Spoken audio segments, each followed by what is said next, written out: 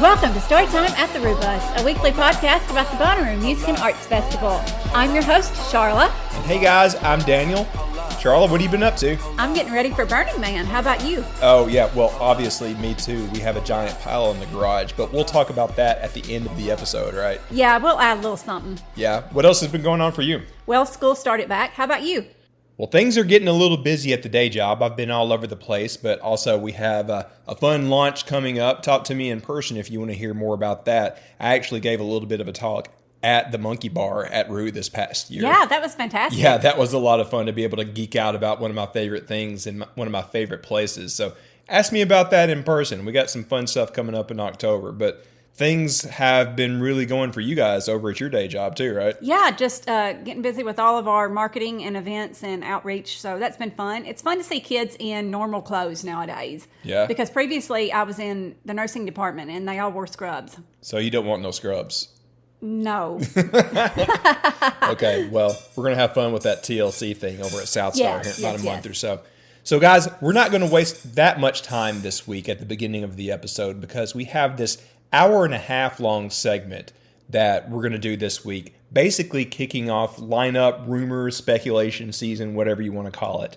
We're about to move into September, so those of you that have been playing along at home know that we're starting to get into the thick of it when it comes to kind of looking into the tea leaves as to who is going to be playing Rue next year, so 2025.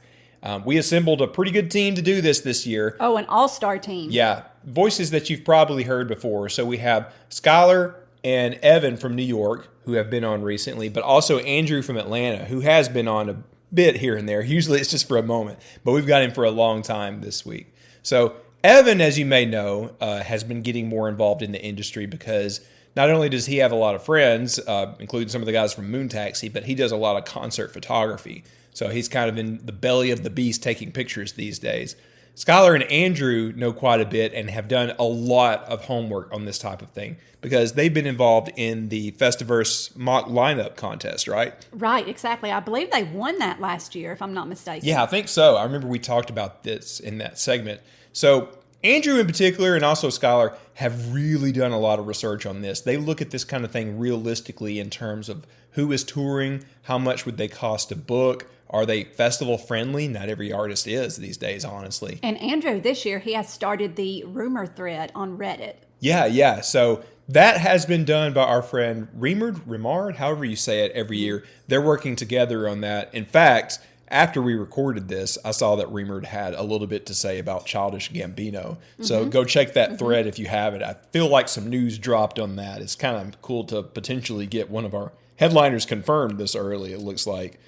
We don't know that for sure. We won't know anything for sure until the lineup drops probably right after New Year's, or if the festival drops anything. That seems to be the case these days. He usually gives us hints of things pretty early. Or she, whoever it may be. We've had this conversation before. Have this conversation every single time. All right, so we are going to jump into that here in just a few moments. But I do have some news that I promised everybody about South Star. That's coming up in just, 5 weeks? Mm-hmm. Also, shout out to the What podcast. I know they're doing a whole episode on it this week.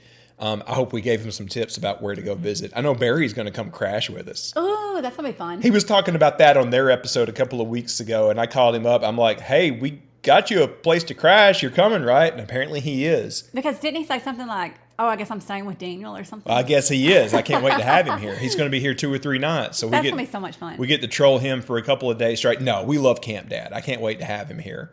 All right. So speaking of South Star, I promised you that I would follow up with some of our friends that run Rue that are also doing South Star about some questions that a lot of us have had. So I emailed our mutual friend, Corey.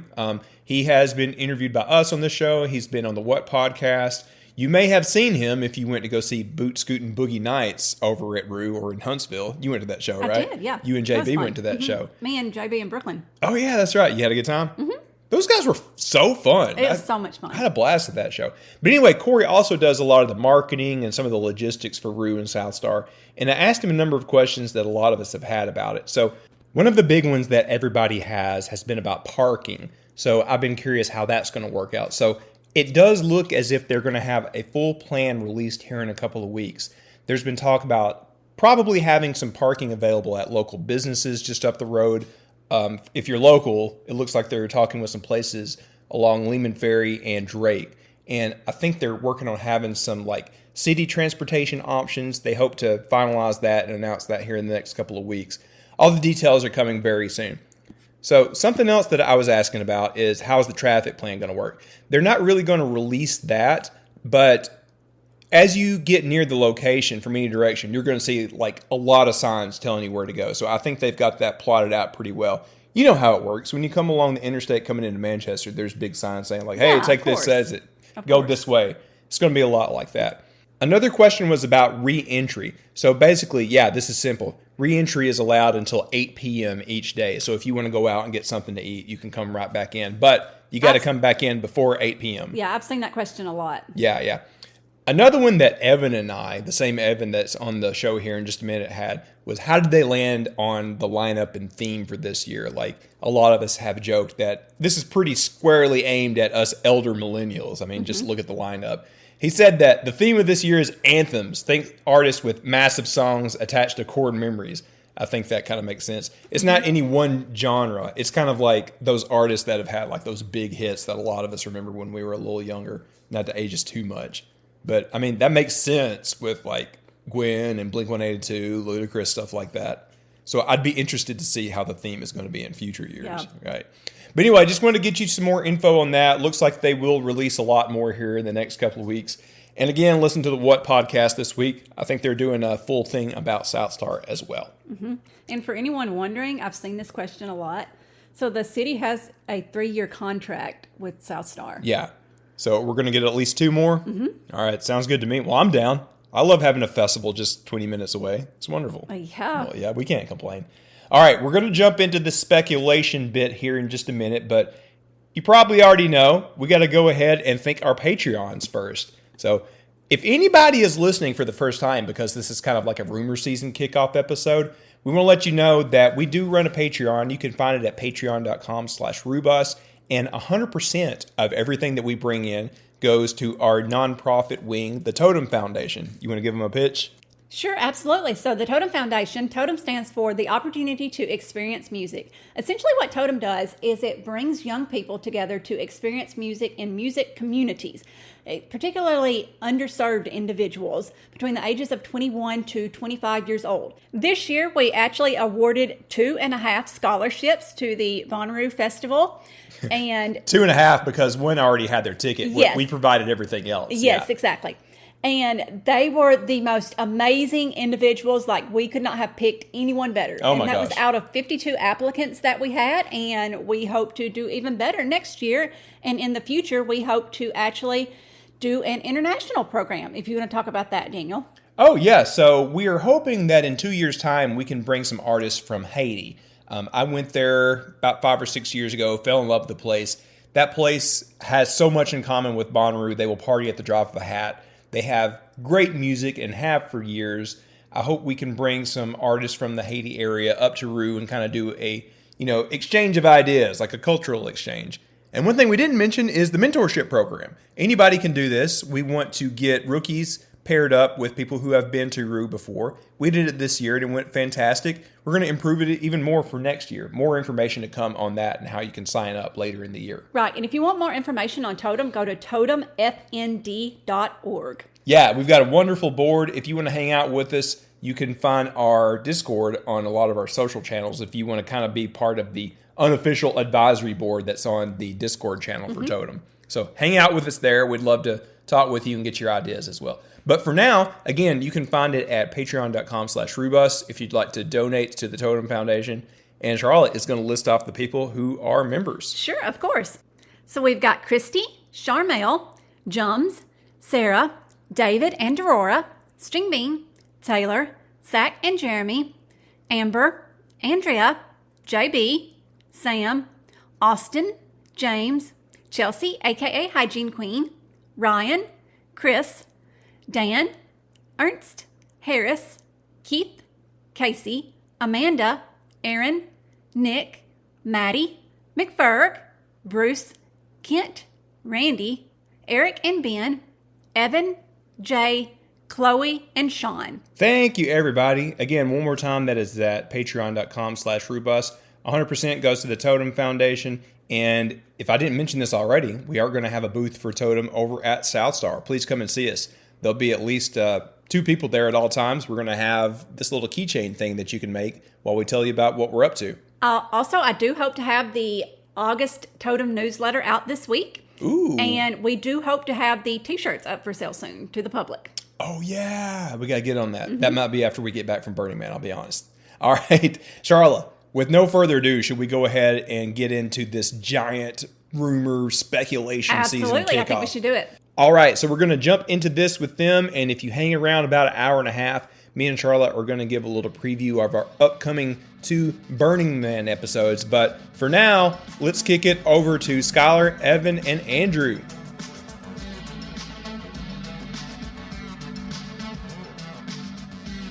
Welcome back, everyone. We've got a bit of a full house here today. We're going to talk about the start of rumor season, but first, let's introduce everybody. First off, we have a full house over there in Jersey. Is that right? You guys are on the other side of the river from Manhattan. So first off, kind of taking the lead for us today, Andrew is not in Atlanta for once. He's over at Evan's place. What's going on, dude? Not much. Yeah, I came up for my birthday and for King Gizzard. Happened to have some good timing up here, and then Evan was kind enough to let me stay with him for a couple days. So yeah. Well, first off, happy birthday. Second, how was King? King Gizzard was awesome. The first night, which was my birthday night, was probably the second best set list I've ever seen him play. And then last night they played my all-time favorite song by them. So between the 2 sets, it was about as much as I could ask for. So wait, which is your favorite? Probably Am I in Heaven? Yeah, that's a good one.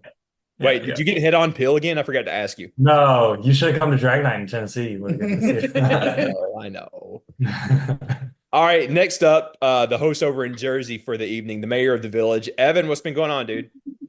Not much. Little bit of a lighter weekend this week. We got some more festivals coming up, so kind of planning towards that because we got Southstar. We were doing some planning for that, and See Here Now is up here on the beach in couple of weeks now, so I'm jealous. You get to see Springsteen. Yeah, that's coming to top of mind now that things have settled a little bit after the summer. So that's what's been kind of top of mind for us. All right, last in that household, certainly not the least, it's the champagne of people, Skyler. What's been going on? Oh, it's doing basically all the same things that Evan is doing. Yeah. We're headed out to see a show this evening.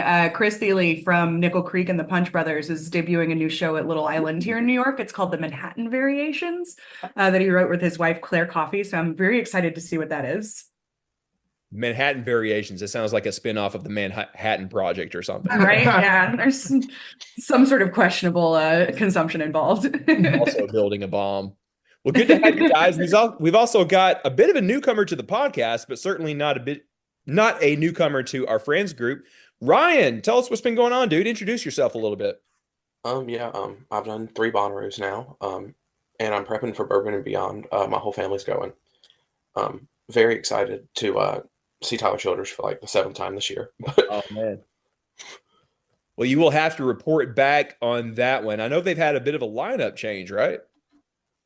Yeah, they lost Neil Young, and so did Ohana, which is actually a C3 festival. But they have Sting, which is, for me, whatever. But I guess some people are into that.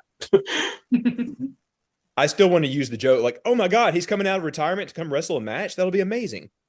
Not that Sting. All right, so guys, I'm going to throw this to Andrew. We've been conspiring to do this for a few weeks now. I think it's kind of unofficially the start of rumor season. You guys have been seeing the mock ever since June. It's kind of getting into the season where we know that they're booking people.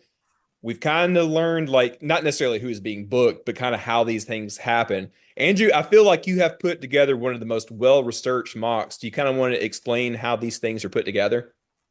I wouldn't say it's super well-researched. Don't be modest. Yeah, I mean, it's a lot of it is just vibes. That is the number one thing there. But you do kind of think like who's on the cycle, who is touring late this year that might be in the festival circuit for next year.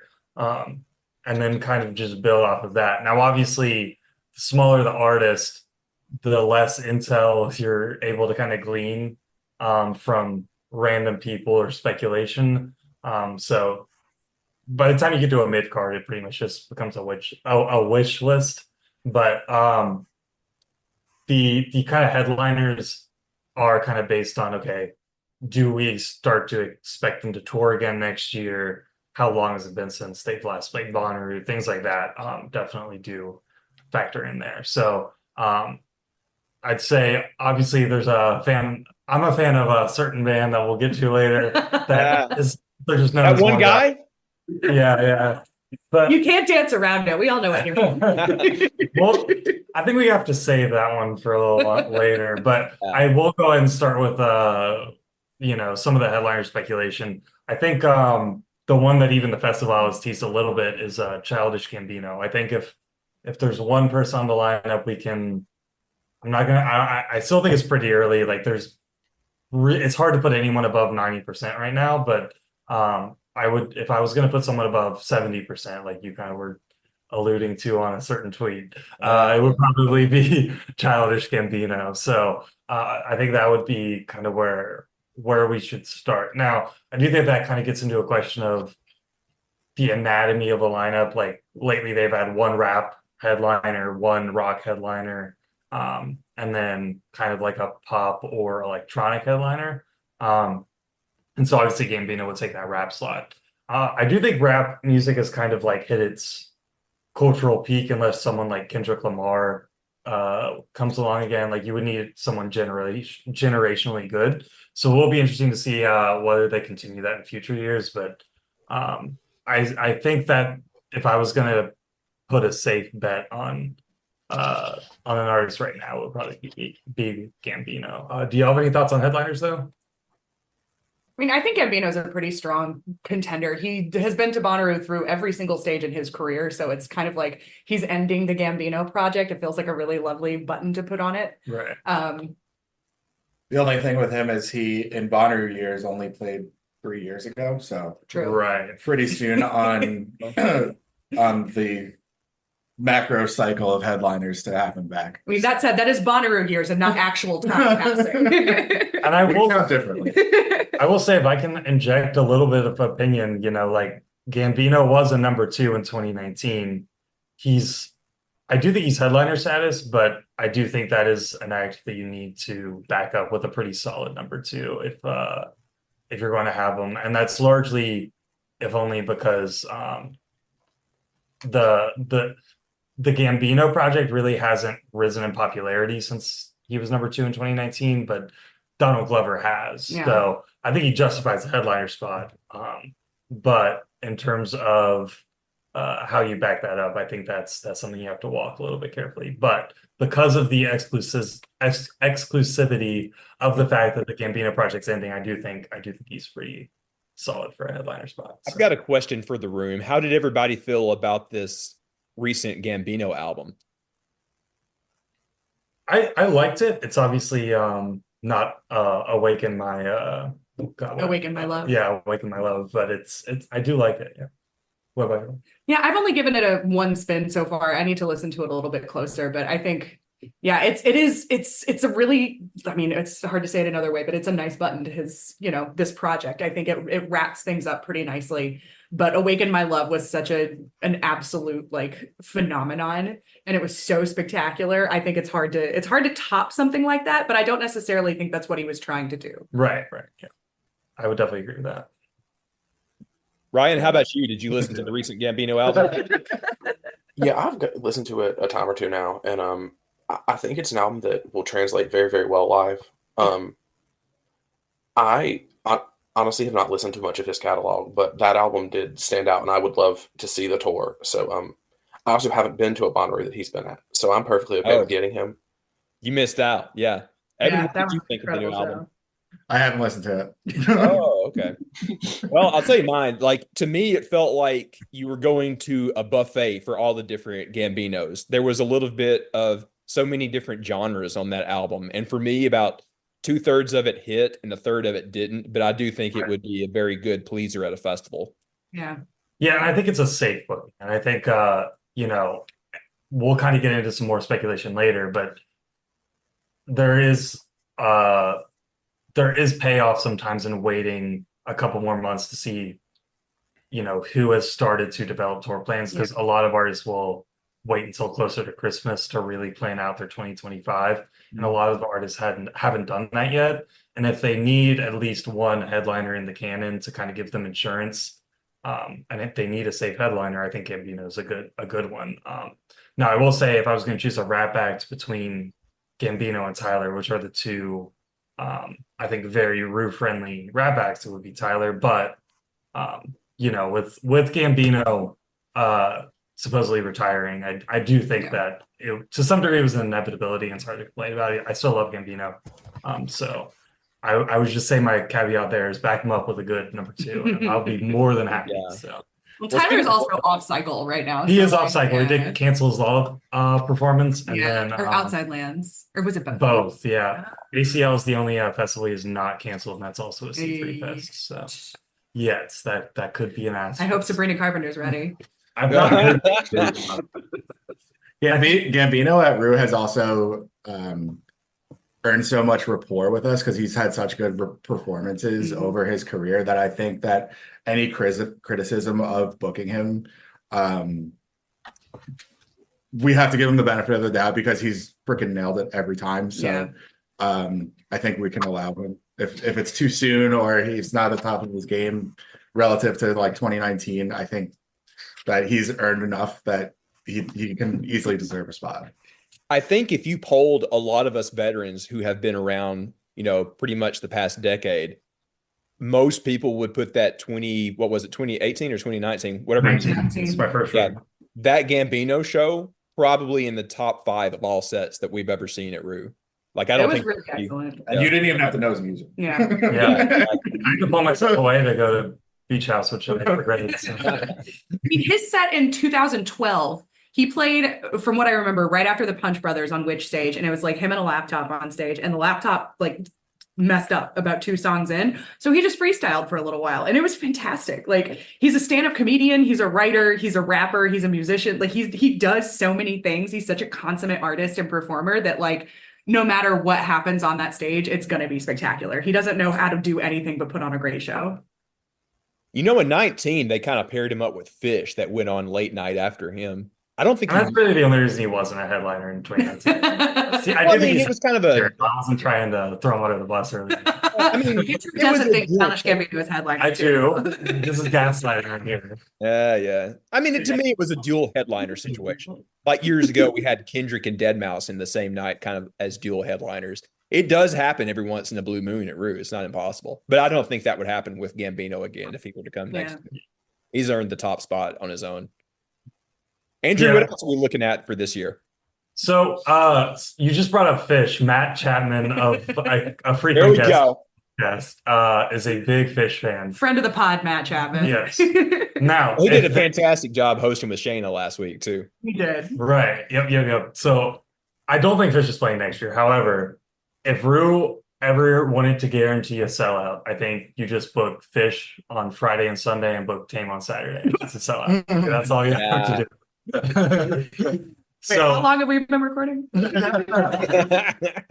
a joke that they reset a timer every time I bring up Tame Follow. But essentially, I think that's a very safe way to ever sell out a Rue if they think they're going to have a weak year. The thing is I don't think that this will be a weak year in terms of the artists that are in the rumor mill. I really don't. I think it's going to take a lot to be a 2020 or 2021 lineup, but to expect that every year is unrealistic. So I think the goal here is just to be the best since 2021. And I think that's absolutely a doable feat. But that means I don't think they need to book Fish. So let me counterpoint this in honor of Maddie. I'm going to counterpoint this in honor of Maddie, since he couldn't be here this week and it did a fantastic job last week. Fish, let's admit it, not everybody's cup of tea.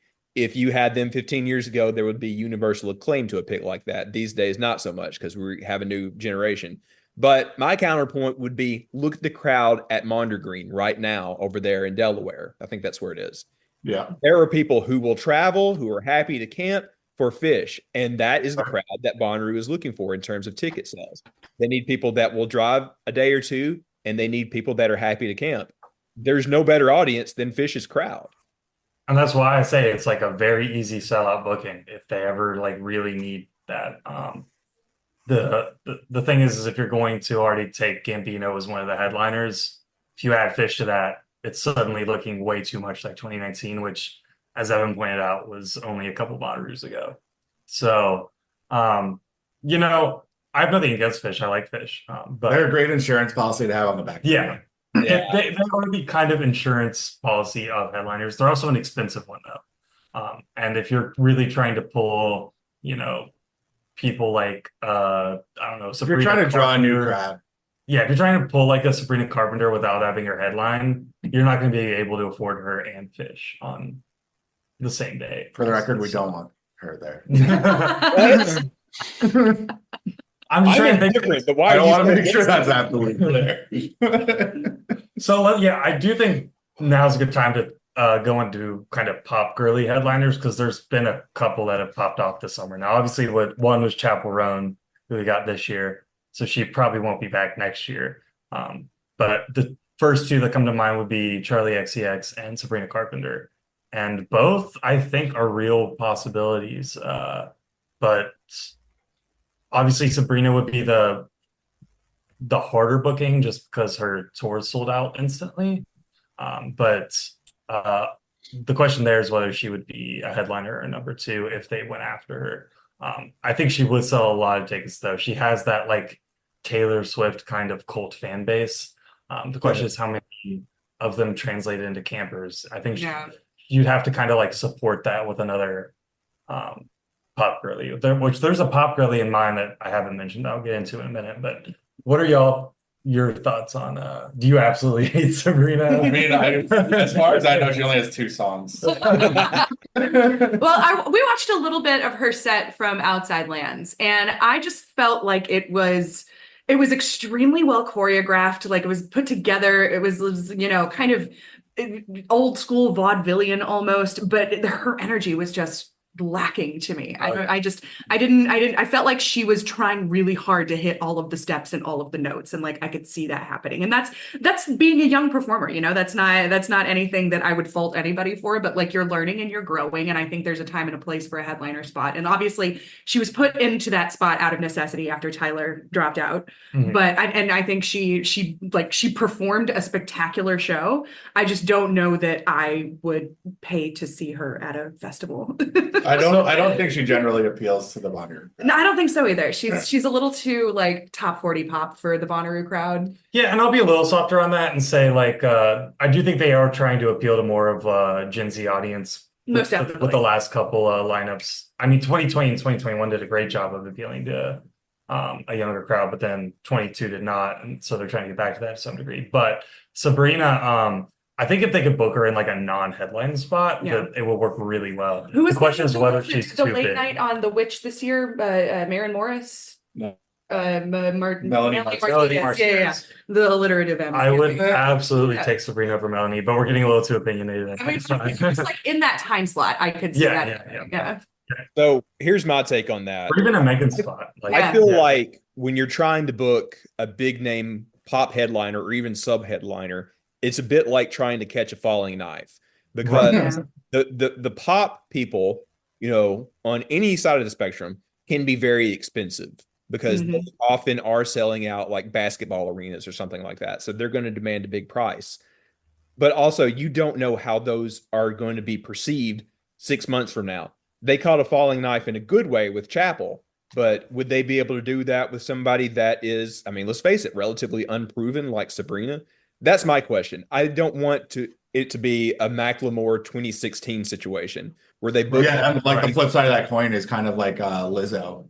Yeah, where they had her booked in 20, which was, you know, perfect for her. But at the time, you know, she was in 21 too, and then we were like, all right, I'll say we were like kind of overheard by then. Yeah. I mean, I'm still on board for Lizzo. Honestly. Yeah. I'm just saying she wasn't. Come back. I think it's going to be spectacular. But yeah, it was just a weird, awful typing situation with her because like she would have.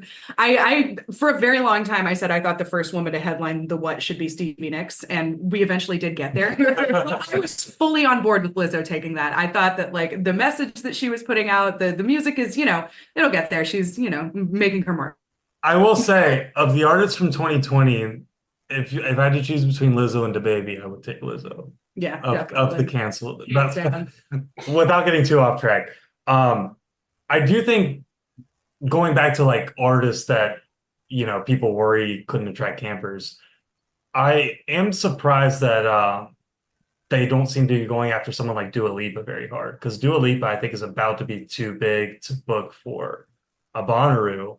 And I think there's some speculation she couldn't attract a camping crowd, but when you also consider that they booked Lizzo, I think it's hard to kind of reconcile those two. So Dua Lipa has also played Bonnaroo twice. Correct. But back-to-back years, which is wildly unusual. But as a headliner, it is a little different. Yeah, it is a little different. She would be the main draw rather than But people forget she's collaborated with people like Tame Impala. Bring it up again. And Drake. That's a good, but it's a way to be a good complimentary headliner if you're getting people to travel further. Very true. So if you can get headliners to kind of support each other, you instead of just pulling from Atlanta and Charlotte, now you're talking about maybe a Virginia area, maybe you're talking about Florida. People will travel just a little bit further to catch both in one weekend. I think there's also something to be said for like a pop headliner that is at least a couple of albums deep into their career. Yeah, absolutely. When they're proven, it kind of shows that, okay, they're probably worth the investment for this much out of our festival budget. And if they're proven, people are probably more likely to travel and camp as well. And they can put on a full show. Yeah. Right. Yeah. And Sabrina, love her to death. It would be tough to see 90 minutes. I could see 75. Andrew said, bless her heart. I'm in New York. Sorry, I forgot I'm not allowed to say. Well, no, I think we were talking about this earlier, and as a fan of music personally, she's really none of my business. But booking somebody like Lady Gaga would be a gigantic draw. And she has such a huge fan base. The music that she's released in the last decade has been wildly unusual and diverse. Like throw in a little of that Tony Bennett action. Give me some. What was Jolene? Was that the country record she released? She's done a bunch of really interesting things, and she seems to be working with interesting people. And I don't think Bonnaroo could ever afford Bruno Mars, but maybe he'll drop in. Yeah, I think even Lady Gaga's probably slightly over budget for them. But Dua's like right at that line to where unless she falls off a little bit, now's the time to book her. I mean, that Glastonbury set was sensational. Yeah. Like Austin City Limits got her, but I have to wonder if that's because it's a 2-weekend long festival, so they were able to negotiate it. I think Andrew, this is one thing that we look at when we're trying to figure out if these things are logistical or not, is what are the dates that an artist like that has? And we know that Dua has a show at the O2 over in the UK, a week or two later after Rue. Yeah, and so obviously I've been looking at Planes.gif. Some of the There is a thing called an airplane, but hang on. Don't forget, Krugman is tied for airplane. The caveat there is it is a one-off date. Right now, we don't know if it's going to be around a tour. I don't think it will be. There's no indication to support that. But Fred again had a big one-off date 3 days before Bonnaroo. There's a full week between that O2 date and Bonnaroo. You're going to make fun of me again, but Tame split a European leg and a US leg a couple of years ago, where half of it was in the US and half of it was in the EU. If it's only 1 or 2 dates, a week or two after Rue, if anything, it might complement the fact that Bonnaroo is around that time. It's when they have 3 and 4 week long tours within a month of Rue, where it's oh yeah, you're probably not going to be able to swing that. So look, I think Dua Lipa is absolutely a realistic possibility until someone really in the know says she's too expensive. So I think especially if you get someone like Tame that could support her, and we'll save some more Tame speculation for later. But I mean, KP was at Glastonbury with her. Yeah, and I think that, quite frankly, Kevin, we'll just get into it now. So, Everyone pour a drink. I'm surprised it took this long, frankly. she's been hanging me on. I do think next Don't know summer what he's talking is about. the earliest we could see Tame Impala returning to touring in general. I think he's going to take at least the rest of this year to finish up an album. I'm not going to say that. Andrew, let's rip the Band-Aid off. So you're one of the mods of the Tame Impala sub on Reddit. What do we know? Yeah. What do we know that's kind of like known publicly as far as like the new album and everything? Really not much. He's doing he's working on a company called Telepathic Instruments right now, which seems like it's going to be some sort of like keyboard hook in to like some sort of software where you can just, it almost seems like DJ Pro, but like different keyboard sounds. And it's instead of like an old school keyboard where you switch between 4 or 5 different sounds, it's like a piece of software where you can do like a couple hundred different sounds, but all keyboard based. That's my guess of what the company is. I don't think there's really any relation to like an album release there. And the people behind the scenes I know like are also in the dark. So I really still think we probably are a good 9 months away from any sort of like album drop.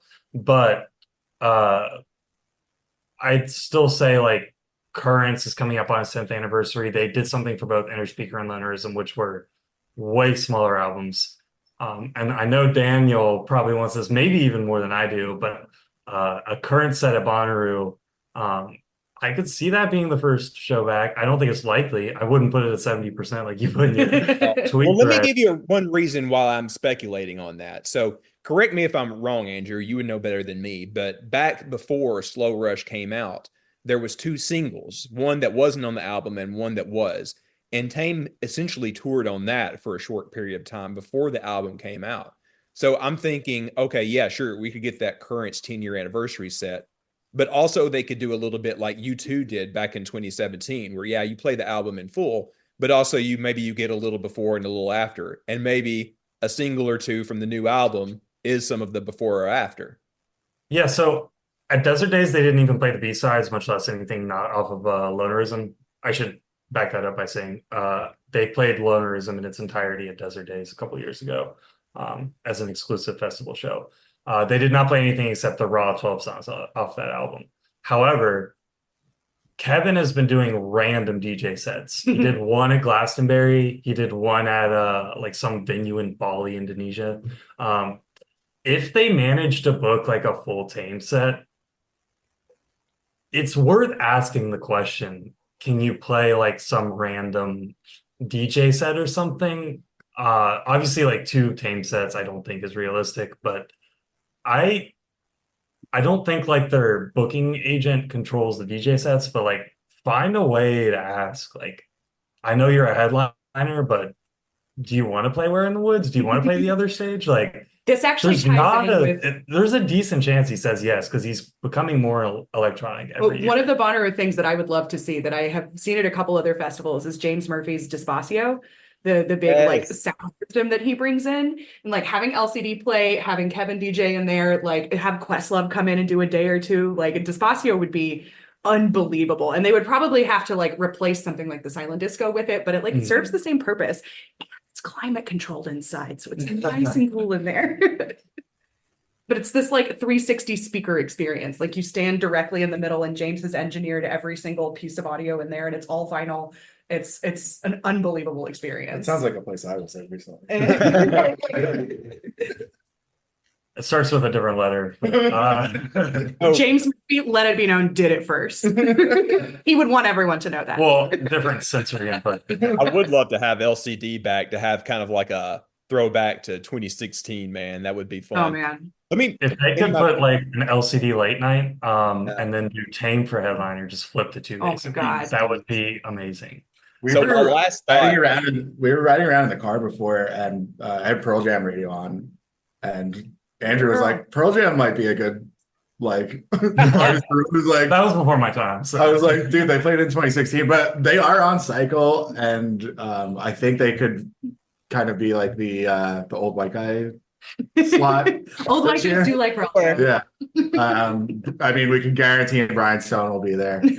But like they kind of need to just constantly have like that. This year was like the Chili Pepper slot, so that they can be easy. And they played Rue in 2008, 16, so they could easily be back on cycle. I mean, it wouldn't be probably the top pick, but they could be in the. I think it's a good pick. If you're looking at it in terms of sales, I think Fish is the number one that you look at. But then I think Pearl Jam would be right behind that. Pearl Jam crowd travels very well. Yeah. It's true.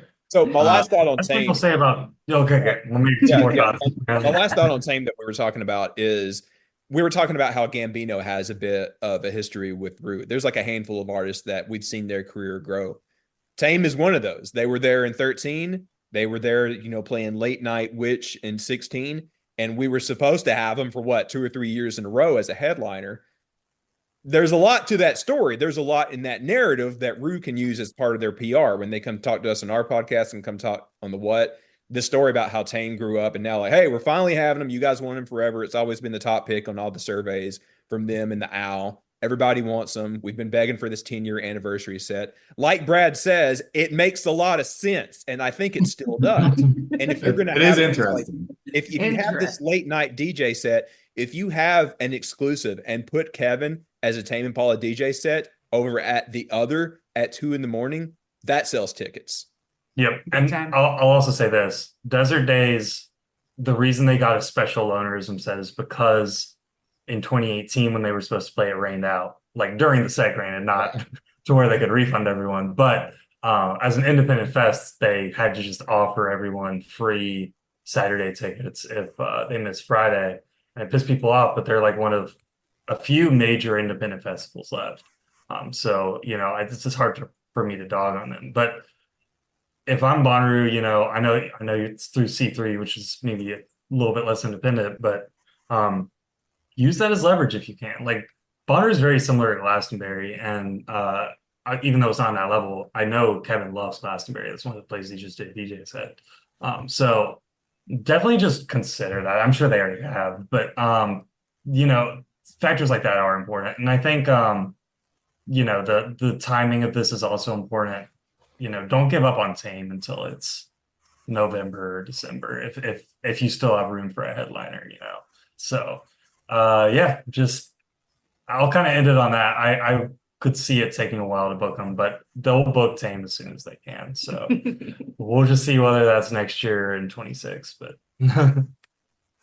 again, other headliners though, I know we'll go from my favorite artist to maybe Skyler's favorite artist here. Jack White just started touring. I saw him at Terminal West in Atlanta. He's doing a renegade tour as one does. He surprise dropped his album a couple of weeks ago, and then actually dropped his album a couple weeks after that. And then he was like, "Yeah, I'm touring. What do you want? You want dates? No, I'm gonna play wherever you want." Yeah, so obviously Jack White was a headliner, in 14? 14. Yeah. Best Bonnaroo set of all time. Yeah, I agree. I would put that over McCartney's set the year before, honestly. Jack White, D'Angelo, Paul McCartney.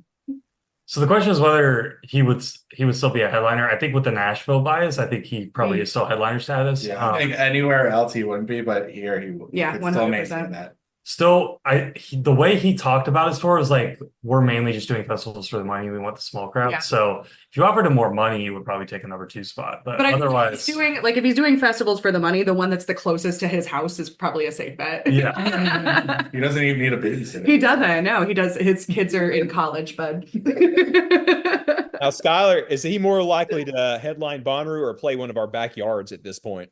Honestly, I think it's a 50-50 toss-up. I've offered several times my backyard in Jersey City. So, hey, Jack, if you're listening, I have a backyard. There's currently a lot of kudzu in it, but I'm going to cut it down. So you can come play whenever you want. Just give me a call. I know you don't have a phone, so email me or something. But yeah, he played a few festivals in Scandinavia, filling in for Queens of the Stone Age because Josh Homme got sick. He played like 3 small venues in Atlanta. He's done a couple in Nashville. He did a couple in Detroit. He's getting ready to do a show, just a couple of songs with one of his really old bands, The Henchmen, for a benefit in Detroit. So he's like a little bit all over the place. We heard he was in New York this weekend, so we've been kind of trying to figure out what's going on, but it looks like his keys player is still in Detroit, so we don't think anything's going on. But yeah, he put on N14, one of the best shows of all time. We didn't have anything better to do, so we stayed the whole time. Yeah. That show, like we talked about how much we loved it. There has been some talk on places like InfoRoo or whatever saying like, oh, Jack White would be a headliner in the year of our Lord 2025.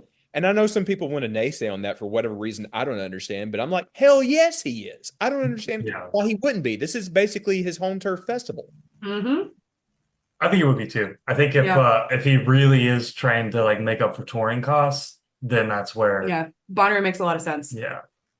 Although he doesn't look like he has that many costs because he's just driving around in a rented van. It's true. It seems like he's driving around in a U-Haul. Shifting kind of like the anatomy of a lineup, though. The last 2 years we've had a Thursday EDM headliner and a Saturday/Sunday EDM headliner. So we had Odessa and Fred being the main EDM headliners, and then Pretty Lights last year, and then in 23 it was like a mix of two different kind of mid-sized ones. Liquid Stranger was one. I forgot the other one. But essentially the Thursday headliner is interesting. I don't think do we think they've set a precedent for having a Thursday headliner going forward? So I think Thursday is going to consistently be an EDM headliner. EDM artists are slightly cheaper than like pop, rock, even rap headliners to some degree. So I think that you can pretty much bet on a Thursday EDM headliner. The question is like, how big is that? Yeah. And Pretty Lights was a lot bigger than any other one we've previously gotten, but I don't think they're fully willing to commit to like a Skrillex quite yet. I was gonna say, I think we're gonna hit a point of diminishing returns if we try to stay on the same level as Pretty Lights, but like having somebody that's a little bit less predominant in the scene might be a little bit easier to book. And like having a What open on Thursday was a lot of fun. Like that Pretty Lights set was, I know we all count it among one of our favorites of the weekend. It was spectacular, but having that like really wonderful kind of vibey introduction to the weekend was a really great feeling. I think it like set things off in a really great way. So the question I was going to bring up is whether we think they will continue with a main three headliner as an EDM act. And I don't know if they will. Maybe they will. I think that's kind of like a how the chips fall type of deal. I am hoping, obviously, for Justice as the Thursday headliner. That would be incredible. That's who I put on my God, I would love that. I don't think they're that expensive. They are maybe a little expensive, but they're still playing the Eastern in Atlanta, which is only like a 2,000 capacity venue.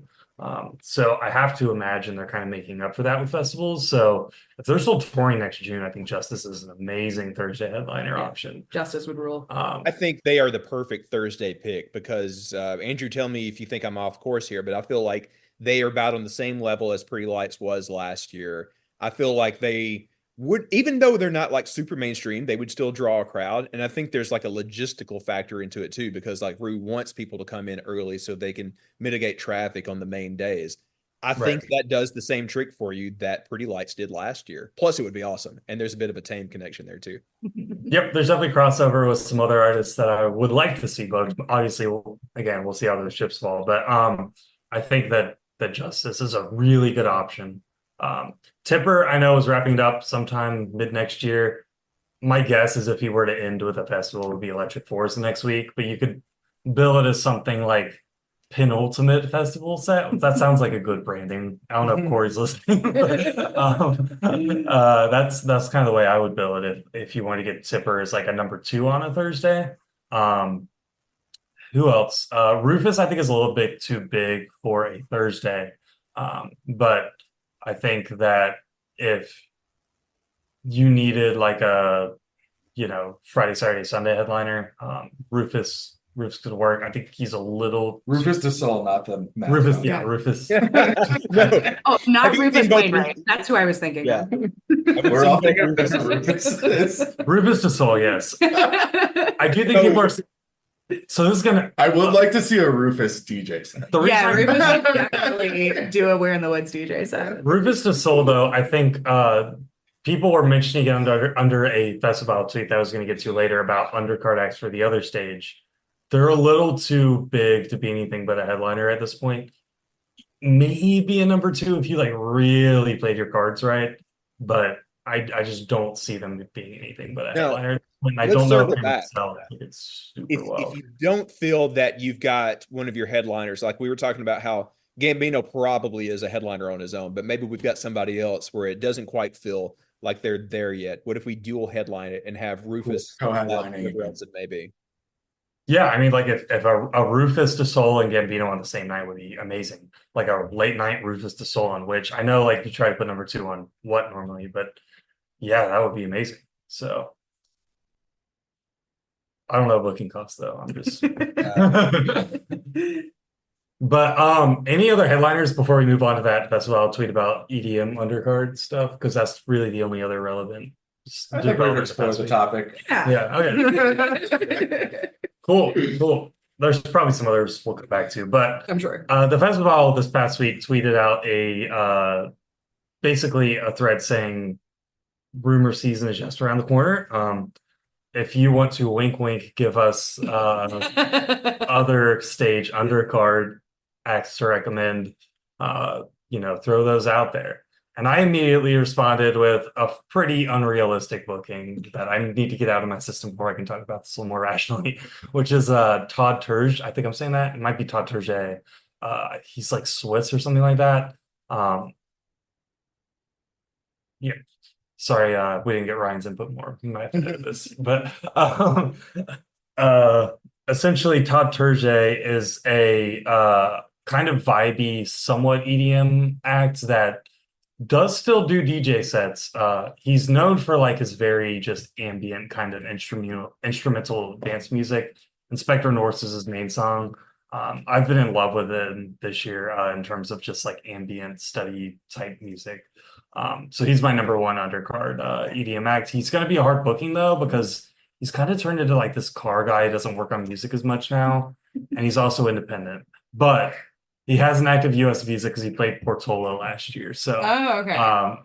He's definitely on the table. I just don't know how realistic it is. So anyway, that's my main EDM booking. But any so in terms of like undercard acts, I think of at the other stage, I think maybe one of the more important slots is kind of that sunrise set. And I think an amazing sunrise set would actually be Tycho, who I know is playing at the Caverns this fall. But I know I think Daniel mentioned he likes them as well. So Yes, I love Tycho. That's one of my favorite EDM bands. Tycho has an amazing tradition at Burning Man where he DJs a sunrise set on top this Dusty Rhino is the name of it. It's like a giant SUV that's got a bunch of decorations that makes it look like a giant rhinoceros. And like you said, yeah, I'm going to that show where the full band is playing the Caverns. That's going to be a blast. I think that would be perfect to fill in for what Pretty Lights did this past year as that sunrise set. I actually kind of feel that Pretty Lights was kind of, molding that set a little bit after kind of what Tycho does. It wasn't exactly a rager when the sun came up. It was more of like, hey, we're going to chill out and contemplate existence kind of thing. It was just like very soulful. Let's get existential, baby. Yeah, but and Tycho would be amazing for that. And the full band is going to be touring. There's a new album coming out. My pitch is that wouldn't be that expensive of booking. The sunrise set on the other seems as if it has become a tradition at Rue. I don't think you can get any more of a perfect act than Tycho. The precedent is already out there because it's been going on at Burning Man for 10 years, but Burning Man has never had the full band do a sunrise set. Let's make it happen at Rue. It's a really good pitch, actually. I think there was a little bit of pushback about the lack of drum and bass last year at Rue, but I think we're definitely still in more of like a house wave. Somebody is always mad. Yeah. I, for one, am loving House of Rue. I'm having a great time. I thought that 2022 EDM lineup was spectacular. It was just boots and cats all weekend. I had a great time. Yeah, I still think if I were to pick EDM lineups of the last 3 years, it would not be 2023's, which was the least house. So I still think you have to do a predominantly house other undercard, but the question is how much more of a bone you throw at kind of more drum and bass and Yeah. I mean, stuff. Bonnaroo, one of the things that it is very good at is diversity in terms of like micro genres, especially within EDM, because there's so many people to make happy. And I think that there's a lot of consideration to that too. I feel like they put in the effort every single year to make sure that there's a little something for everybody. And like years do tend to skew one way or the other at some point, but there's always something for everyone. Yep, and I know we've already been going for 45 minutes, so I don't want to go too long, but Porter Robinson just put an album out. He's not really undercard, but he would be a good like kind of probably pushing headliner for another stage act. And then Maddie is on his quote unquote gap year right now. I know he's managed by C3. That's really the only reason I bring him up. But I could see his like first or second show back being at Bonnaroo before Electric Forest. There's some others. I know San Holo's been doing the festival circuit a lot this year. Dusk has just collabed with Fred again. He's a good undercard act. But I'm sure they've looked at the Daphne I also had on here. Just they know to look at the festival tweet thread. I'm not gonna if you're interested in that, find the festival's thread on that. And there's a lot of recommendations. Obviously some are not undercard acts, but it's just kind of the nature of soliciting acts from the fans. So any other EDM thoughts? No. I'd really like to see LPGOB again. Yeah, LPGOB would be good. Yeah, we had like a Fen House Where in the Woods takeover or something would be a lot of fun. She does Dead House sets too that I think would appeal to a lot of different people at Bonnaroo. Like you'd probably see people at the other that have never been to the other before. Yeah. She did do it a couple years ago. I think it was at the what's House of National? Oh, Snake and Jake's. Yeah. Snake and Jake. There was a Dead House there, and there was like a line at the S to get in there. I think that's when Joe Russo's was playing too. Okay. That's a hard conflict. Yeah.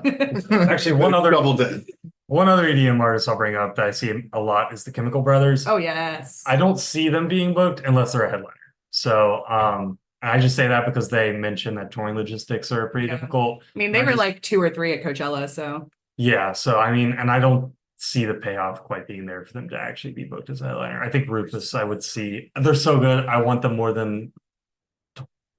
Don't tell Brooklyn this. I would rather see the Chemical Brothers than Rufus. But however, leave that out for Brooklyn specifically. Yeah. But I don't really see the payoff being there to book them as a headliner. So that's my speculation, though. Could totally be wrong. Daniel, did you have something? Yeah, one more I want to throw in. I think not a lot of people have talked about in years. There's a really cool electronic group called Hallucination.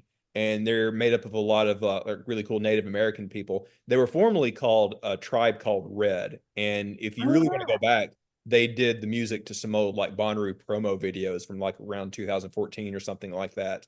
I would love to have them back. I think the last time we had them was 13 or 14 or something like that. And I love stuff like that mixes like world music with EDM. And they're one of my favorites when it comes to that.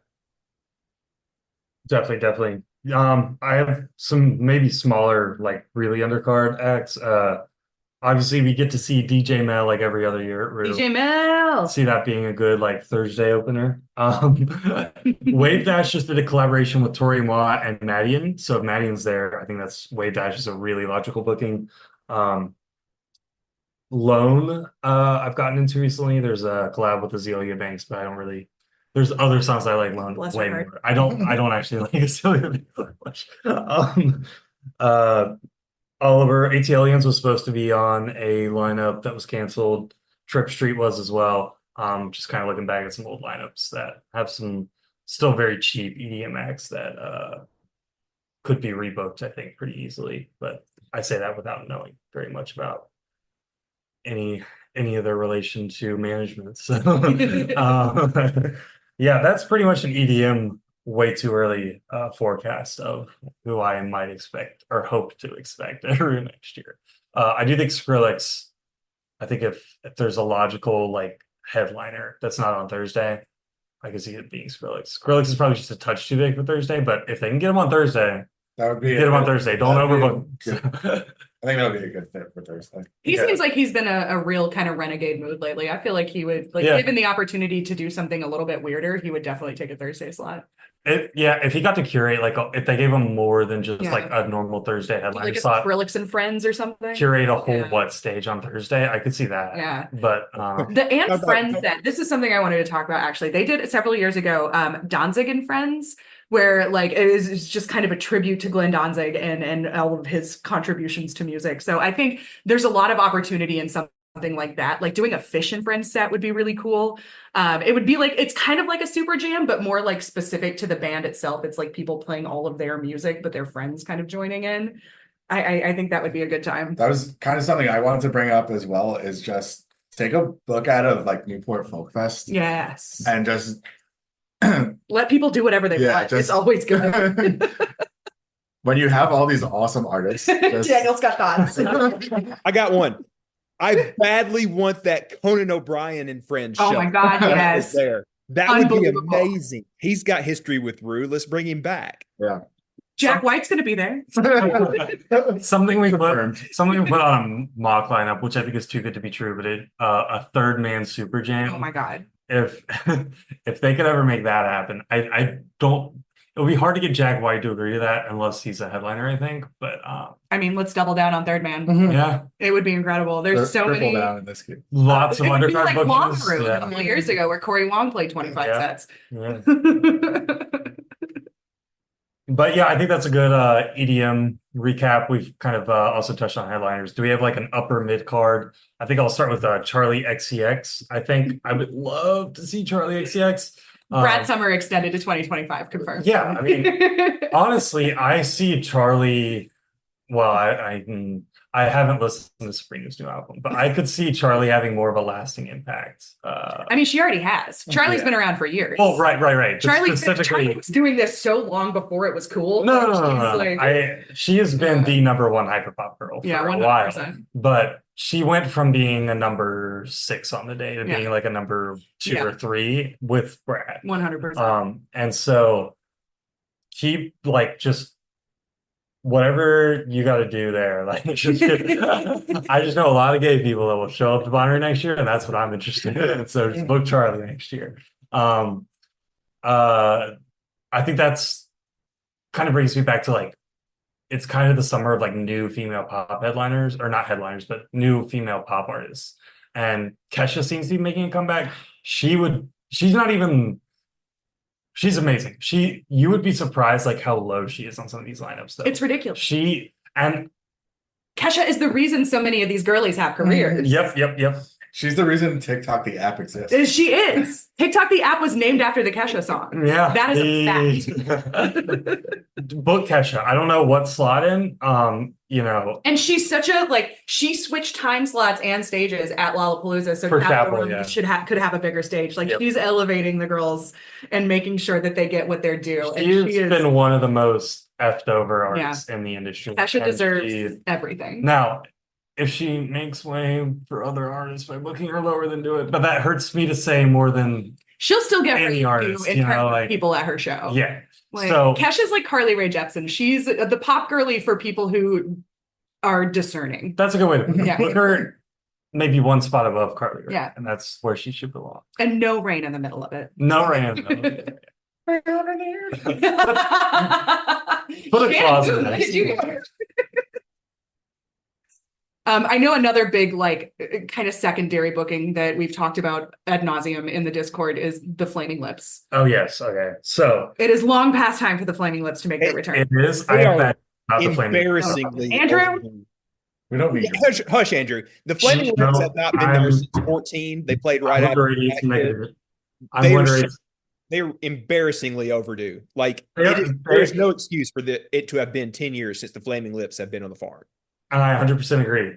I have bad news though, which is they're touring in Europe. Oh, Pretty- shut up. They're touring in Europe like the month before Roof. So The entire, once again, have you heard of For it? three or- Please, Jim.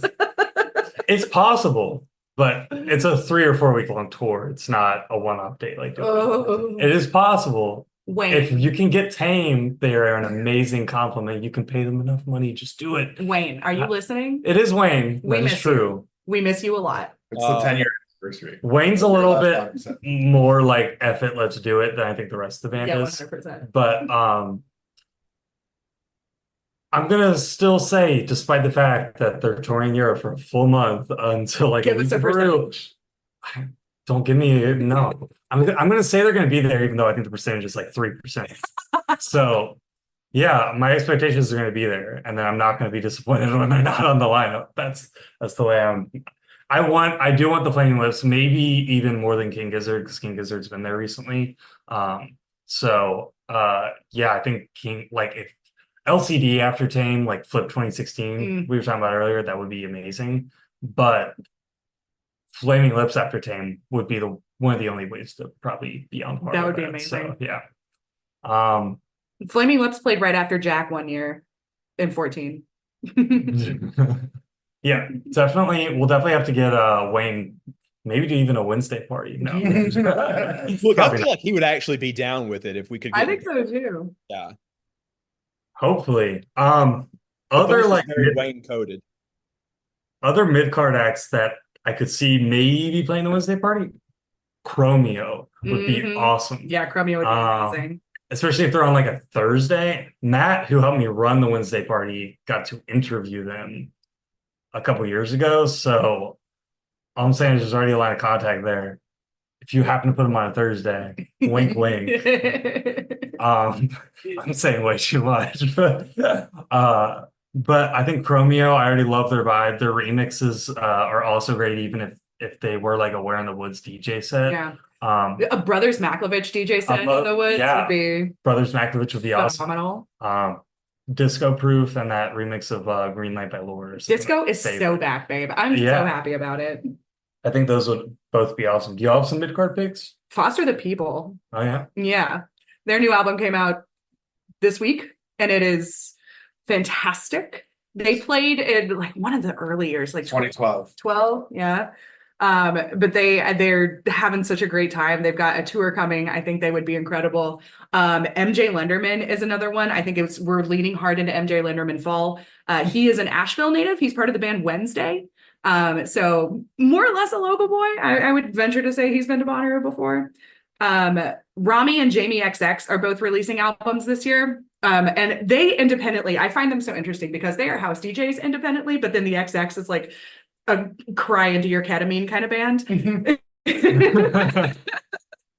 But they're so much fun. Like Rami has released some of the best house tracks this year. Jamie is collabing. The most recent one he did was with the Avalanches. Like it's going to be an incredible record. We saw him at Reset Atlanta last year, right before Bonnaroo. Yeah, I think Jamie XX would be a great booking as well. The Avalanches I would also love to see. I think they're a little bit harder to book. Yeah, they're Australian, so like bringing some like the Avalanches, Empire of the Sun. Let's get a whole Aussie package going. I think that would be great. Empire of the Sun just released an album too. You know, there is an Aussie act I like called Tim Ball. But you know, while we're on mid card, Pond would be cool. I know they've been touring a lot. Gum, if you get like MGMT, yes, one of the guys from MGMT is in Gum's live band. Really? Might as well throw Jay Watson on there. The one that's not Andrew Van Wingarden, I'm assuming. It is Andrew. Really? Yeah. Gum's tour? Yeah. That's no, maybe Andrew remixed it. Okay. I think it might be Andrew though. Yeah. It's incredible. Yeah. I didn't know that. Bright Eyes. Bright Eyes is getting ready to release a record. They're doing reunion shows. I saw one of Connor Oberst and Friends shows back in April, and he is having a great time. Like he's way less aggressively drunk than he used to be on stage. But like here, Bright Eyes would fill that kind of Dashboard Confessional hole. I think it's such a nostalgic band. It's part of the OG Saddle Creek lineup with like Rilo Kiley, and Connor has done some really incredible things with his career. Like Monsters of Folk was really great. Jim James is a member of that band. Like he's released some solo records that are really interesting. So I would love to see the newest iteration of Bright Eyes. Would be really exciting. Yeah, and before we go full wish list, I do kind of want to read off a couple of the more likely artists, I think. So I know Andy Frasco mentioned to some random fan that they have been booked for next year. I don't know if that's true or not. It could just be some troll. I can confirm that's true. Yeah. That wasn't you, was it? No. Okay. Kind of good. Okay.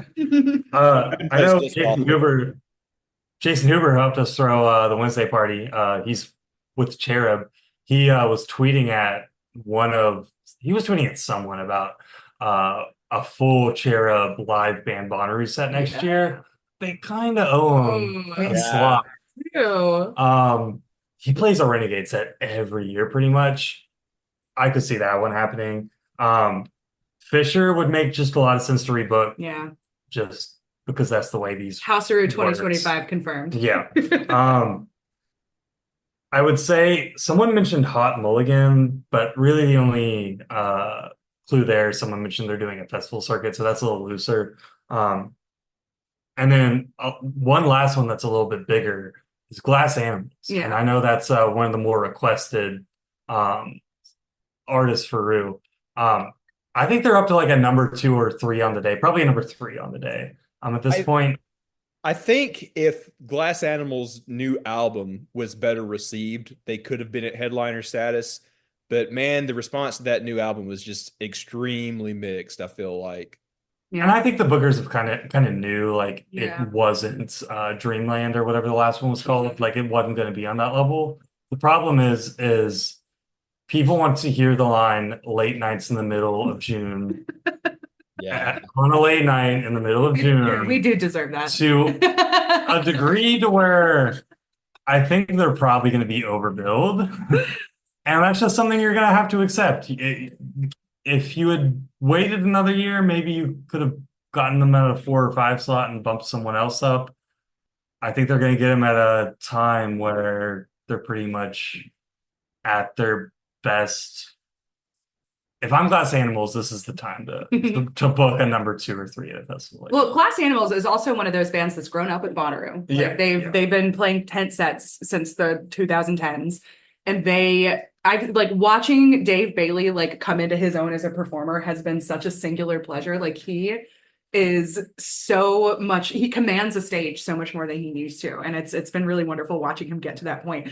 The new Glass Animals album I was really lukewarm on as well, but I've heard from a bunch of folks that I trust that the live show is spectacular. I've also heard that. Like they're doing what I make fun of Coldplay and Muse for doing, which is doing a live show that's so sensational that it makes up for the fact that the music is like a little mediocre. But I'm more willing to like let Glass Animals have it because I've liked so much of what they've done in the past. It just feels like they've hit kind of a musical plateau, but hopefully they like. Davis said he produced like half of the last Florence and the Machine album. Like he's a really interesting dude musically, and he's got a lot going on. So hopefully he finds a new groove. I do want to circle back to rap real quick. Obviously we're done with kind of the things that we have at least a little bit of a lead on in terms of speculation for acts we might see next year. But I do think they are trying to kind of reach out to more Gen Z acts a little bit. They're obviously not going to go with a full Gen Z rap headliner like Travis Scott or Playboi Carti just because they're not the Rue vibe. But I could see someone like a Don Toliver, who has collaborated with Tame Impala. Drake. Yeah. Okay. Hold on.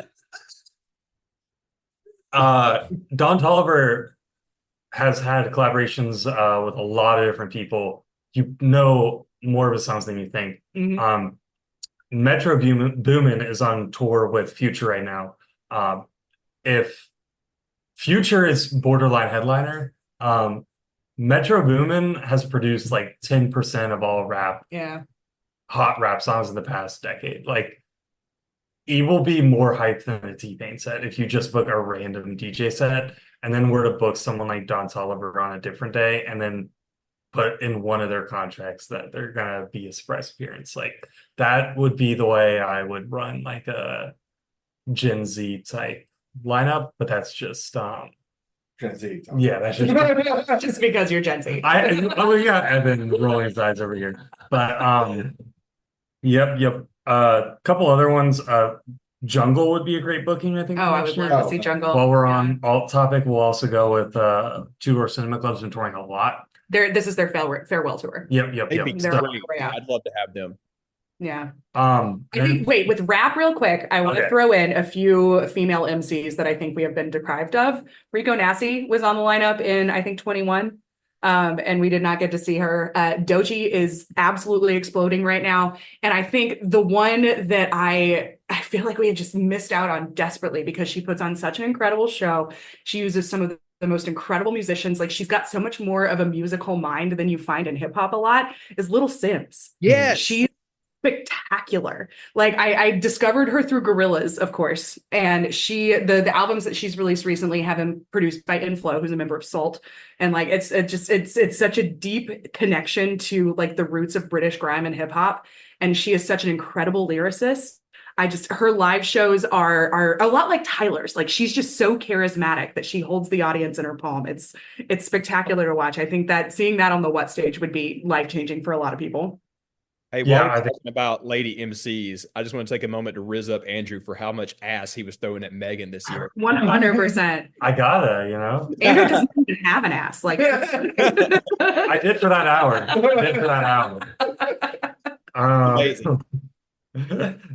So I don't have a ton more rap. Oh, well, I'll throw in Lil Yachty. That'll be my last rap one. I'm surprised you mentioned him before. Yeah, I'd love to see Yachty. Yachty would be a good one. That's more of a wish list one. I just want to throw in. The going back to alternative stuff, that's obviously like where I think kind of the bread and butter of a mid card is for Rue. We mentioned Tudor, we mentioned Jungle.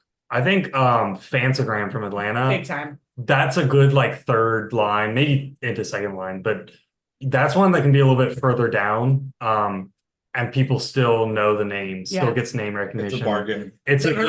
It's a good like, oh shit, like there's already 3 people on this day I like. That's what happens when you look at the lineup after it comes out like 3 weeks ago. You're like, oh shit, Fantagram. Fantagram has a record coming out.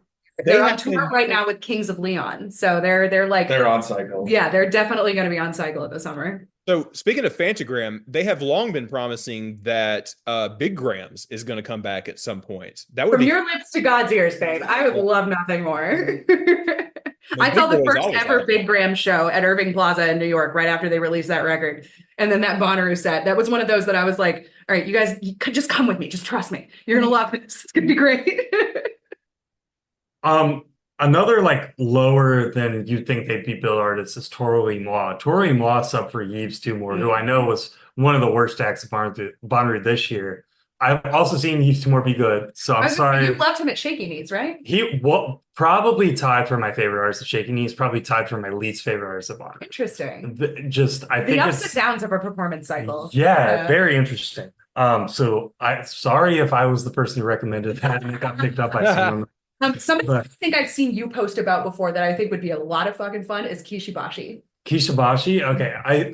I vaguely have heard that name, but I don't know. They are, they're another one that's like coming out of retirement right now and writing disco tunes. They're so much fun.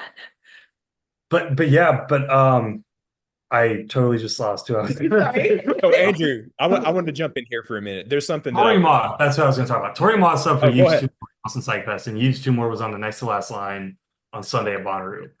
So I think Tori Ma, they seem to do more independent fests, but if you can get a hold of them, great artists for Bonnaroo. I think it definitely fits the vibes. Yeah, big time. Sorry, what were we going to say? Okay. No, I'm glad you were able to finish that. So I want to make another pitch. So one of my favorite slots that Rue has had in their lineup for close to 10 years now is this throwback slot.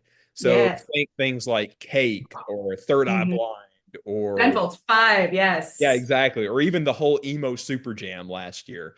I think that there is always an appetite for that type of thing, especially for us elder millennials. And obviously the bookers and the local contingent of C3 knows as well. They booked a very good lineup for all of us at a certain age over at South Star this year. I've got a pitch. It might be a little expensive. They might have to put them on Which.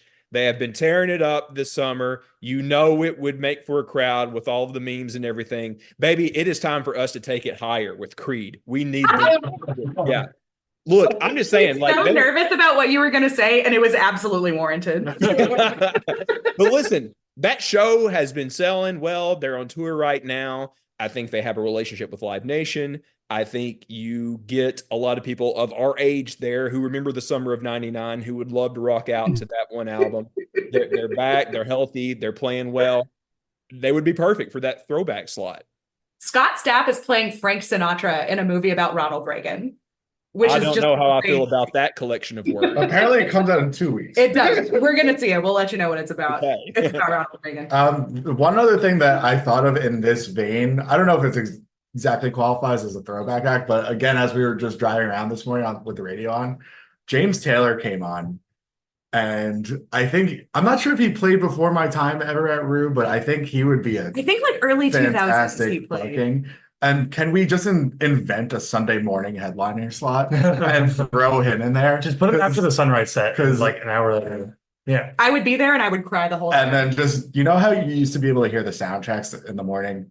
Just having James Taylor, that would be a pretty good idea. I think obviously somebody the similar morning to set. James Taylor, who I would also really love to see in a slot like that, is Bonnie Raitt.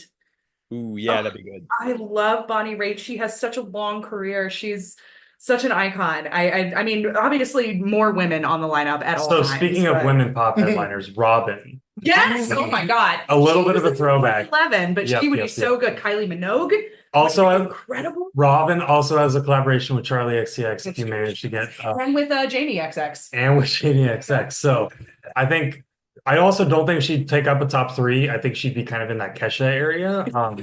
Firmly mid card in 2011. Yeah, She was yeah. way more popular than she is now. So I think she'd be a good like number 7 or bargain so. bin booking.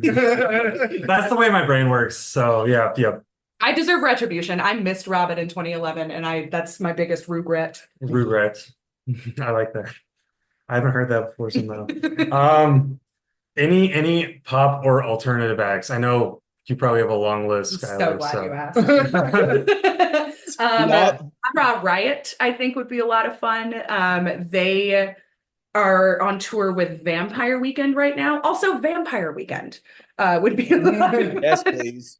Yeah, That would probably be a number 2 on the day. They but would. Yeah, they'd be high up there. But their tour right now is really fun. Their new album, I really enjoy.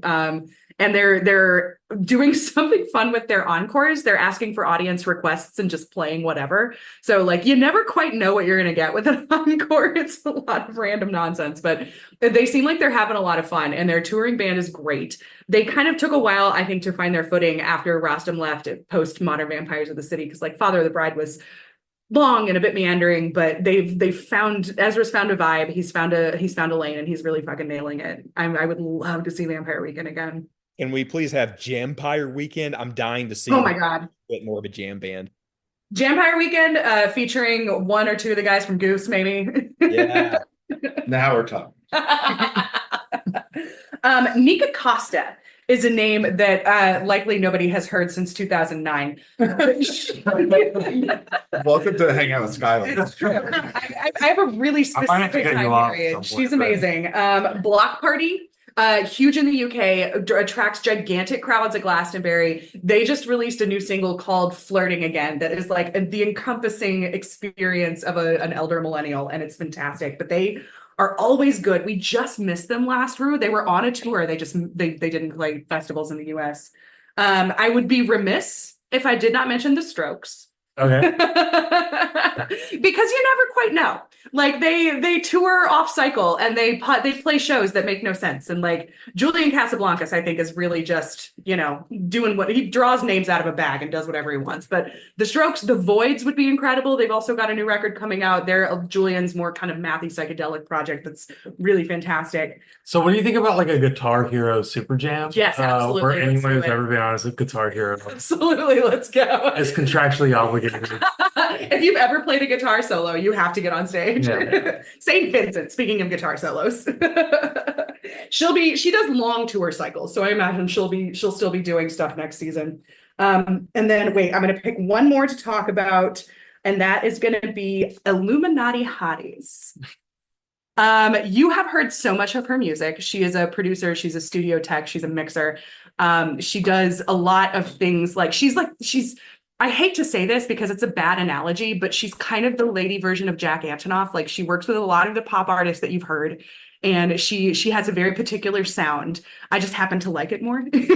But she's been releasing solo records recently, and she's got a new one coming out in a couple of weeks, and it's impossibly catchy. Like she can write a hook like nobody's business. So I think it's hard to go wrong with producers in general. Like they'll 100%. play their hits. Yeah. And for cheaper than the artists that they I've always wanted to that they see a did it Danger for. Mouse Super Jam because he's just like worked with everybody. Yeah. He knows everyone. Yeah, that would be awesome. I'll bet you another alternative act is Joe. I think I'm saying that right. DJO. It's just pronounced Joe. Joe. Yeah. Okay. That's his name. Joe Carey. Well, after Mike, we need Joe. Yeah, it's true. After Mike and Mike. Oh, Yeah. But I almost bring that up because one of the people in his live band is a guy named Kainalu.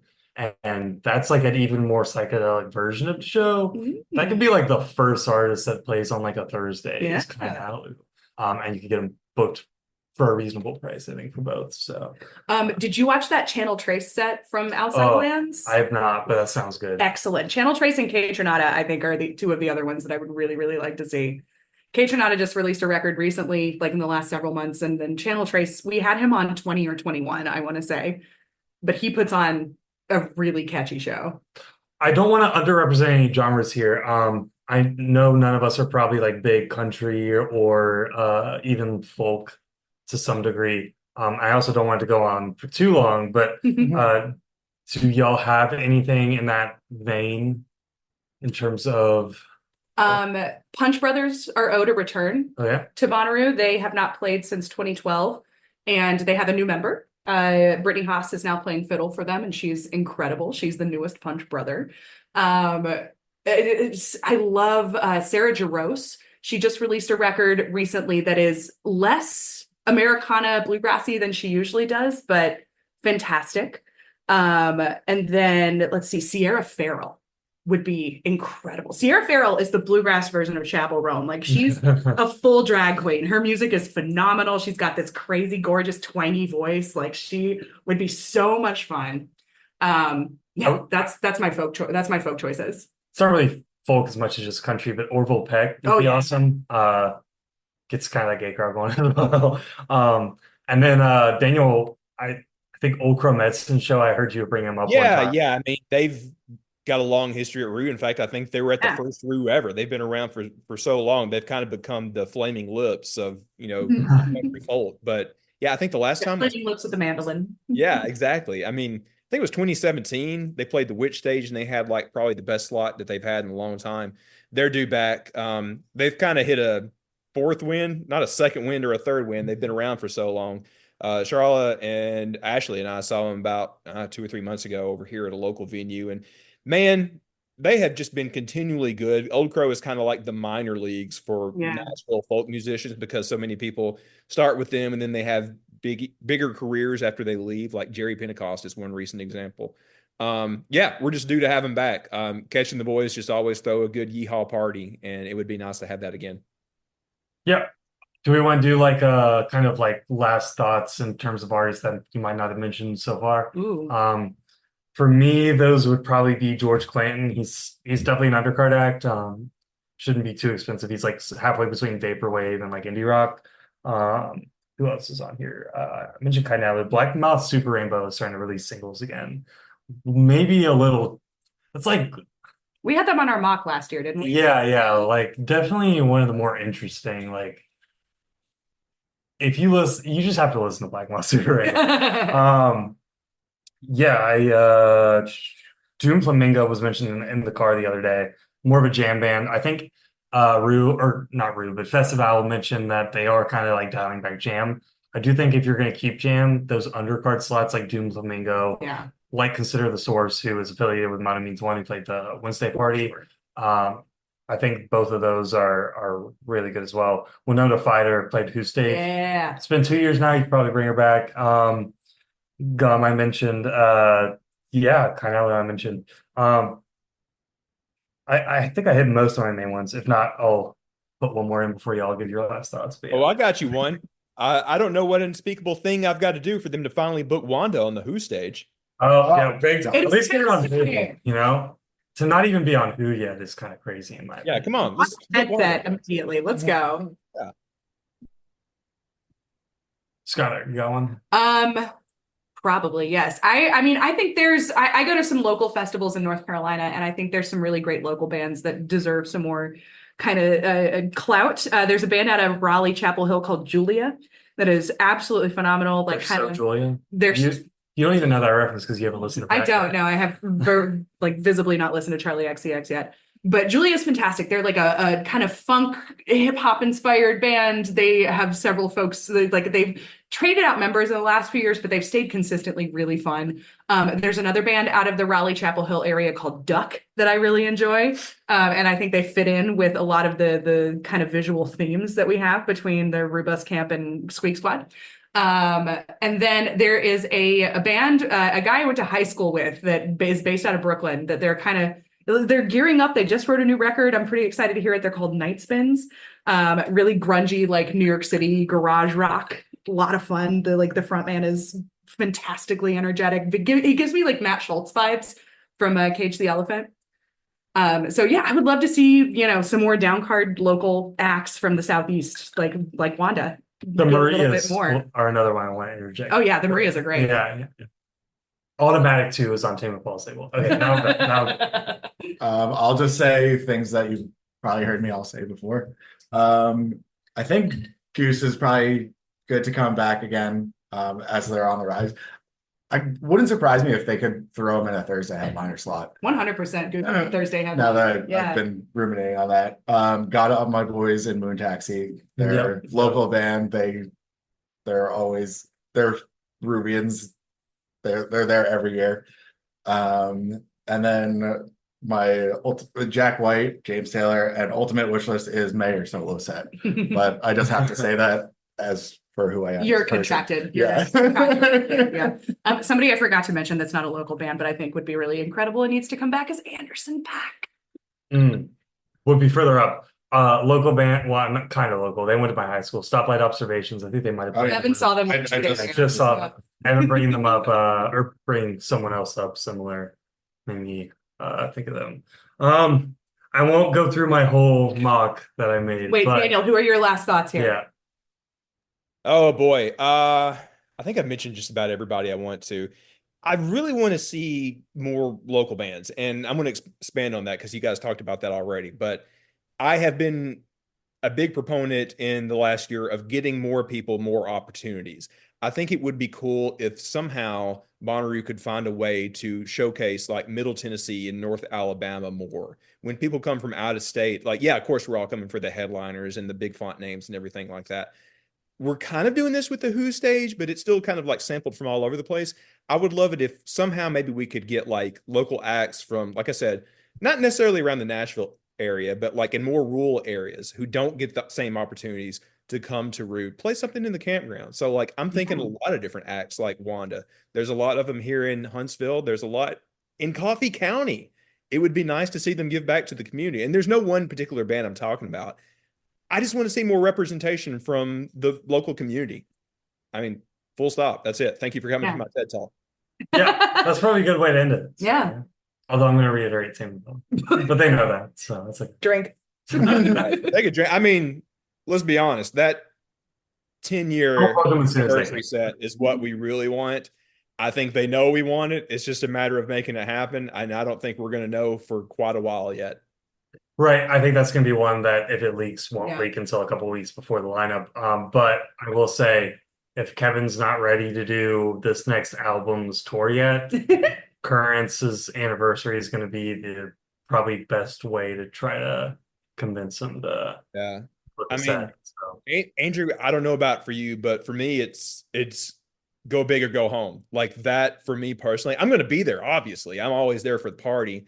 The soundtrack is just like one piece of the puzzle for me, but right, that's what I want. Like, I'm just going to be straight up honest. Brad and Corey and the Bookers, if you're listening, that's what me and a lot of my friends want. That's the make or break thing for us for the lineup. Yeah, and the only reason I have a little bit of a caveat there is I have seen people on Reddit say I would prefer career spanning set list, but I still think from a ticket sales perspective, people are going to travel further if it's a current set, especially if it's exclusive in any way. Yeah, like Desert Days was exclusive. I flew out to California for it. For sure. There will people that will do the opposite for this, where they'll fly from California to Manchester or to Nashville, probably. But maybe Knoxville. Yeah. Maybe Knoxville. We'll stimulate a couple different times. All 5 surrounding airports will see it. Correct. But I do think that if Kevin's not ready to tour for next year, but we'll be done with the album by early next year that We are working on it. that We have our best people on it. right, that Occurrence said it might be the best way to book them, and there is a ticket sales incentive there. So We do have to lay down those guitar tracks after this. we do, right. Wait, I'll go start up the we Yeah, and Andrew, don't forget, it would make a lot of sense. it would make a lot of sense. It would make a lot of sense. Well, Andrew, thank you so much for putting this together. Yeah, I got to brag on Andrew because like there's a lot of mocks, but Andrew puts a ton of research. And I got to shout out Andrew and Skyler because you guys entered that Festiverse contest with the mock too, right? Oh yeah, that was all three of us. We won like 4 out of all 5. three of you. We did. Like we skewed the voting, but we definitely won. It was voting days, so we just sent the link to the Discord. Like, oh, we can vote 3 times. Let's go. Yes. Yeah. Well, Andrew, thank you so much for putting this together. I think this is a great way to kick off rumor season now that a lot of stuff is going to be discussed when it comes to like next year's tour schedule and how our lineup is looking at. So we've got September, October, November, December. So 4 months worth of this where we're going to see a lot of things. And I think I should shout out that thread that you have on the Bonnaroo Reddit where you're kind of like helping Remerd keep track of all these, right? Yeah, Rimmer is still kind of the goat of keeping track of different people that might be on the lineup.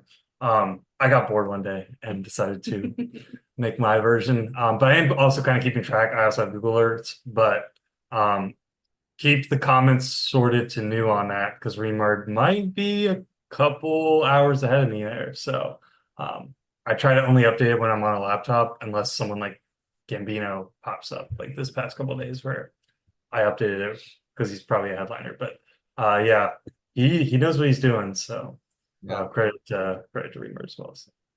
Well, thank you guys. I can't wait to host all 3 of you here at my place in a month and change for South Star. I think clearly we're going to do something like this in person when you guys are over. Shout out everybody coming to the house Friday night. That's going to get That'll great. be a 4-hour episode. Yeah. We are not going to pay attention to time. That's Once we okay. have more insight, I'll probably be back in November and Line of Thanks, rumors. guys. Yeah, Andrew, yeah. this was your thing. Any last thoughts? No, I mean, I'll reiterate Todd Turge because he's the random mid-card booking I want. But I think at this point in time, they've really only started talking to people, so it's hard to see anyone nailed down this early. So this was more of a fun, we kind of know who's in the rumor mill, kind of. Wish list and speculation. Yeah. And I think we all know. there is a basis. Like they have started booking people. It's just too early to tell beyond people like Gambino, who really is going to be on the lineup next year. A lot of it's just who's top 40, who's been on lineups this year. So yeah, once we hit October, November, the cycle will pick up a lot more. But for now, all we can do is kind of have fun with it. So hopefully we did that today. But And at the end of the day, Andrew just really wants them to book one guy. it's just one guy. Be DJs. Doesn't have to be a full show. Well, thanks again, Andrew, and I'll see you guys here in person here in just 6 weeks, whatever it is. Yeah. Yep. So see you so soon. All right, thanks, guys.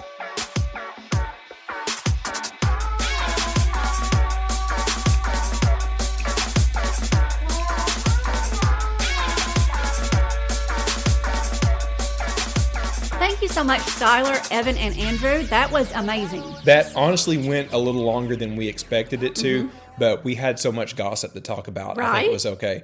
And I think I might be purposely using the word gossip there because that was a tame track. That just popped up in my head. Well, look, I'm going to follow up what I said. Like, I think it's fairly likely we get tame. I'm not going to sit here today and tell you, yeah, that's going to happen. Let it happen, whatever. I think there's a lot that still has to fall into place. But like Andrew was talking about, we kind of got to wait a few months to see, like, what is Tame doing? Tame is Right. the band that everybody's been asking for years. We had them twice. We were supposed to get them twice, but the weather and various plagues kept us from them. Plagues. Yeah, I hope this is going to be the year, but I think we're going to have to wait a few months to know if it is or isn't going to happen. Anyways, that all said, how are you feeling about going to Burning Man this weekend? I still have a lot of work to do. Really? What do you got to do? I still got packing. I still have a few things to pack. Oh, okay. I was talking with Ryan and Jordan. They are some other Ruvians that are going with us this year. I feel kind of weird that I have most of everything ready to go. I keep getting kind of anxious thinking that there's Right? more that I got to do. I forgot to buy zip ties yesterday. Oh, well, we can get that. I got to get some tape too. I need that for some things that I'm making. But you know what? We were talking about this the other day, and we should talk about it on the show too. I feel like when we went 2 years ago, we over-prepared, if anything. We absolutely did. I think so much crap. I think we got a little anxious that it was such an unknown for us. Right. And we got too much stuff. We over-prepared. We kind of got in our own heads about it. I'm going to hold that Burning Man is not as difficult as so many people say it is. Oh, no, it's not at all. Like, it's definitely a notch up from Rue, but it's not, like you're going on Survivor or something like that. No, you do have to prepare, don't get me wrong. Oh, yeah. But it's not as difficult as people would assume. I will say this. I've talked to a lot of Ruvians that are very curious about it, that want to make it happen. You can totally do it. Oh, yes. Like, if we can do it, you can do it. It depends on your tolerance to the heat. And it's not That's even, a big... It's not even that bad, Well, really. I I don't don't feel know, like. because at night it gets cold, so your tolerance to the cold also, Yeah. like me. And we did a whole episode on this last year after it happened. We didn't go last year, but Clearly not, yeah, 'cause I would have died. The mud bog happened. Yeah, no, that That was out of the ordinary. Yeah, I don't think it was even that bad last year. I think it was over dramatized. That's what a lot of burners Yeah, said. that's That what a lot of people said. there was a lot of Schadenfreude involved. Yeah. Is that how you say that word? I don't know. I think a lot of people wanted to like kind of pick on what they thought a burner yeah. was, which that's another thing we should mention. You're going to see like all these, fancy Instagram models taking their picture out in the That desert. is not what it is. It no. does- That's like 5% of the people there. It does not look like that at all. Like really. No one looks like that in real life. Yeah. So we've got 2 things coming up in the next couple of weeks. So we're taking a detour from Bonnaroo stuff. We're going to do 1 episode from the road, kind of really going into this kind of thing like we're talking about. How did we do last time? What did we expect this time? And then another one live from Burning Man. We're going to talk not just me and you at our campsite, but with Ryan and Jordan, Ruvians who are going for their first time. And I intend to do something a little different for our project this year. I tried to do this last time we went, and it didn't work out as well as I had hoped. But now that I know what I'm going to do, I'm going to do like these little fun interviews with people across Burning Man. Oh, that'd be cool. So my go-to thing to kind of like break the ice with somebody or catch up with somebody at Rue this past year was like, hey, tell me something positive that happened for you this past year between last year's Rue and this year's Rue. That'd be cool. I'm going to ask the same kind of question to burners. Like, hey, you don't have to give me your real name. You don't have to give me any details. This is for a podcast that is in no way trying to turn a profit for us. It like funds a nonprofit. Like, tell me something good that has happened for you. Like, that's all I want to know. And I'm going to try to do half that live episode like that. You know how you was running around Rue, like, just like, hey, tell me what's up. You had that wonderful interview with the girl that had the tree. Yes. That painted the thing that said, Dad, you would have loved Rue. That was one of the best things about that episode. I'm hoping that I can get some stuff like that. You want to help me out? Sure. Like if you go off on your own, you can get those kind of interviews too? Yeah. It's like a 2-minute thing. Tell me something good in your life. Mm-hmm. I think that works for Rue, and I think it works for Burning Man. But are you ready? We got most of everything packed up in the garage. I think I'm ready. You think you're ready? I'm ready. Are you ready for the road trip? Oh, yes. That'll be nothing. We'll talk about that on the next episode too. All right, so we'll save most of that for the next 2 episodes. We hope to have you along for the ride if you want to learn about Burning Man with us. Again, thanks to Skyler and Evan and Andrew for doing so much homework on this rumor season kickoff episode. I think that went wonderfully. I do want to, just give you a reminder. We don't know anything for sure when it comes to all that speculation talk. We're not going to know for sure until a lineup drops. We may know a thing or two if the festival tells us or whatever, but we're not going to know the whole thing until after New Year's. So take everything that we said with a grain of salt. We think we might know some stuff, but we don't know for 100%. Check that thread that we talked about. Andrew and Reemert are going to update that whenever some info drops or somebody credible gives them something. And again, this is all for fun. If you see an artist that you're not a big fan of, I guarantee you there's going to be a handful of artists that you are a fan of that are going to be on the lineup.